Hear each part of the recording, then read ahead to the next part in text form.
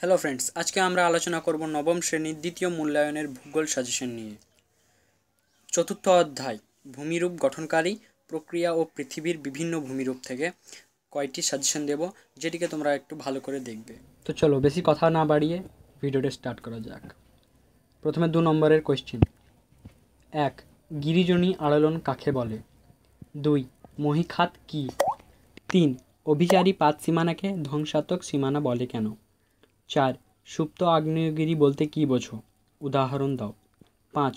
Pediment কাকে বলে? অথবা এই প্রশ্নটি ঘুরিয়ে আসতে পারে, পাদদেশীয় সমভূমি কাকে বলে? চলো নেক্সট দেখি। 6. প্লাবন সমভূমি কাকে বলে? 7. হটস্পট কাকে বলে? 8. সমপ্রায় ভূমি কাকে বলে? 9. ব্যবচ্ছিন্ন মালভূমি কাকে বলে? এটি খুবই গুরুত্বপূর্ণ, একটু ভালো করে দেখবে। 10. প্রাচীন ও নবীন ভঙ্গিল পর্বত কাকে বলে? নেক্সট 11. বাজাদা কাকে বলে? 12. তির্যক মালভূমি কাকে বলে? তো এইগুলি ছিল তোমাদের 2 মার্কসের কোয়েশ্চেন। চলো এবার 3 মার্কসেরগুলো দেখা যাক। 3 মার্কসের 1. মহীরভাব ও গিরিজনী আলোড়নের মধ্যে পার্থক্য লেখো। এটি খুবই গুরুত্বপূর্ণ। 2. ছোটনাগপুর মালভূমিকে ভারতের খনিজ ভাণ্ডার বলে কেন? 3. মানব জীবনে পর্বতের গুরুত্বগুলি ব্যাখ্যা করো। 4. আগ্নেয় পর্বত ও ক্ষয়জাত পর্বতের মধ্যে পার্থক্য লেখো। 5. অন্তর্জাত ও বহির্জাত প্রক্রিয়ার মধ্যে পার্থক্য লেখো। 6. বদ্বীপ এবং উপকূলীয় সমভূমির মধ্যে পার্থক্য লেখো। 7.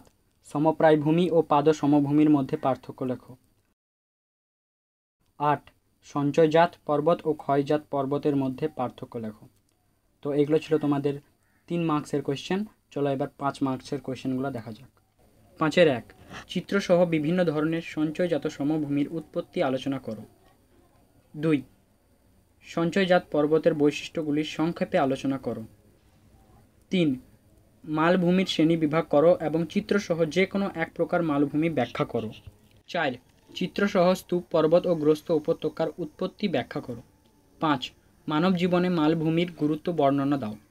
6. মালভূমিকে টেবিল ল্যান্ড বলে কেন? এগুলি ছিল তোমাদের 5 মার্কসের কোয়েশ্চেন।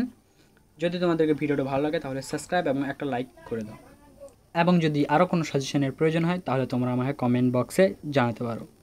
সো আজকের মতো টাটা।